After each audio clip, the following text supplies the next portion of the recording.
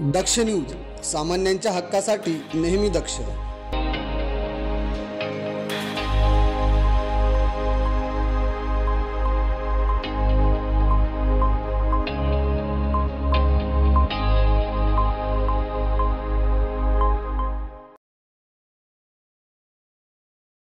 नाशिक महानगरपालिकेमार्फत शहरात अतिक्रमण विरोधी मोहीम जोरदारपणे सुरू असून वडाळा नाका ते वडाळा गाव चौफुली परिसरात मोठी कारवाई करण्यात आली।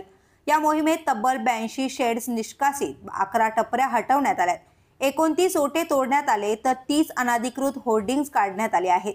गेल्या 3 दिवसांपासून नाशिक महानगरपालिकेकडून शहरातील विविध भागात ही व्यापक मोहीम सुरू असून आयुक्त तथा प्रशासक मनीषा खत्री यांच्या मार्गदर्शनाखाली अतिरिक्त आयुक्त स्मिता झगडे आणि अतिक्रमण उपायुक्त संगीता नांदुरकर यांच्या समन्वयाने ही कारवाई पंचवटी, नवीन नाशिक, पूर्व, पश्चिम आणि सातपूर या सर्व विभागांमध्ये एकाच वेळी राबवली गेली। शहरातील रस्त्यांवर अनधिकृतपणे उभारलेली दुकाने, दुकानासमोरील शेड, टपऱ्या आणि फलकांमुळे वाहतुकीला अडथळा निर्माण होत असल्याने नागरिकांना होणाऱ्या गैरसोयीवर उपाय म्हणून ही कारवाई करण्यात आली आहे। विशेष म्हणजे नाशिक महानगरपालिकेच्या प्रमुख पदावर महिला अधिकारी असल्याने या मोहिमेला वेगळं स्वरूप लाभलंय। नवरात्रीनंतर शहरात दुर्गारूप प्रशासन दिसत असल्याच्या प्रतिक्रिया नागरिकांकडून येत आहेत। स्वतः आयुक्त मनीषा खत्री या प्रत्यक्ष अतिक्रमण मोहिमेत सहभागी होत असून त्या नागरिकांना भेडसावणाऱ्या अडचणींचा प्रत्यक्ष आढावा घेत आहेत।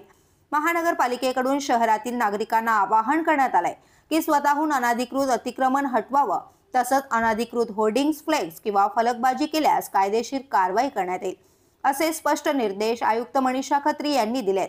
नाशिक महानगरपालिका नागरिकांना स्वच्छ, सुटसुटीत आणि मोकळं शहर देण्याच्या उद्देशाने ही मोहीम सातत्याने राबवत राहणार आहे। करण सिंग बावरी, दक्ष न्यूज, नाशिक।